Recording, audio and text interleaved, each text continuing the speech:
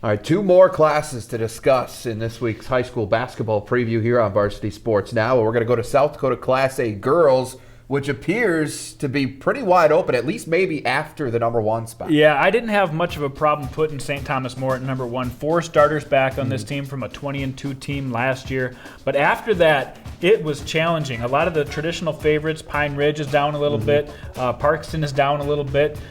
Who would go up and take that second spot? I gave it to Winter. I feel like they've got the athletes from the 16-7 team last year. 6 of their 7 top scorers back. They made it all the way to the finals with their volleyball team. That means they do have a lot of good athletes. Doesn't always translate, but I think Winter is the sleeper that'll fill that spot. And then Elk Point Jefferson might have one of the best players in Keeley Bertram in the state, so I give them the nod because of her leadership. And then Chamberlain will be good with 21-4 record last year. Kennedy Wagner, their top scorer, is back.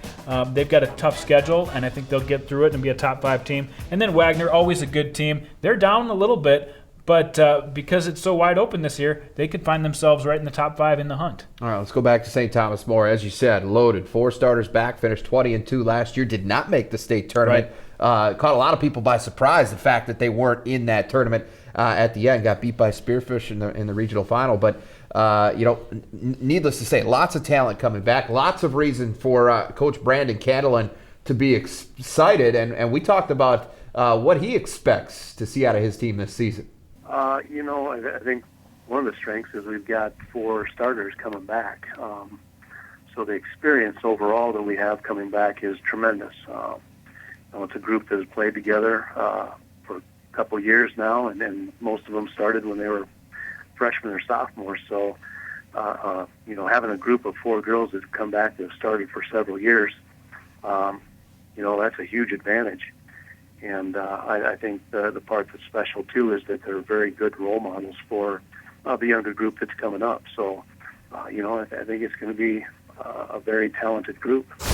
All right, let's move into Class B girls now. Jason, the defending champs in this class are the Warner Monarchs, and they're back. They're big like they were last year, and they're going to be tough to beat. Yeah, Coach Stuart Boley really has a good squad back. 3 big 6-footers that can all pass, they can all shoot, and of course they can rebound and defend. So Warner really the team to beat in Class B once again.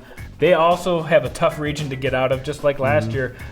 Maybe the 2 top teams were in that region. I gave Summit a top 5 ranking just because they've been so good recently, and not quite the talent, but I have them in there at number 5. But Sully Buttes could be the team that nobody's talking about that could sneak up and maybe challenge Warner for a title. They got 4th place at state last year with a lot of young players, including Chloe Lamb, who's just a freshman this year and already has shown signs of being one of the best players in the state. And then Sanborn Central, Woonsocket, another team, had a great team last year, 5 of 6 scorers back. Rachel Selland, Shelby Selland, Maya Selland, all great players for that team. A lot of good Sellands on that team, and they'll be right in the mix. And after that, the group gets a little bit, there's a little distance, I think, between them and then like the Smed and Summit, who will be at my 4 and 5 spots. All right, well, that's going to do it for round 1 of our Varsity Sports Now high school basketball preview. For Jason Andera, I'm Jay Elson. We'll see you back here next week as we take a look at North Dakota Class B girls and the South Dakota boys. We'll see you then.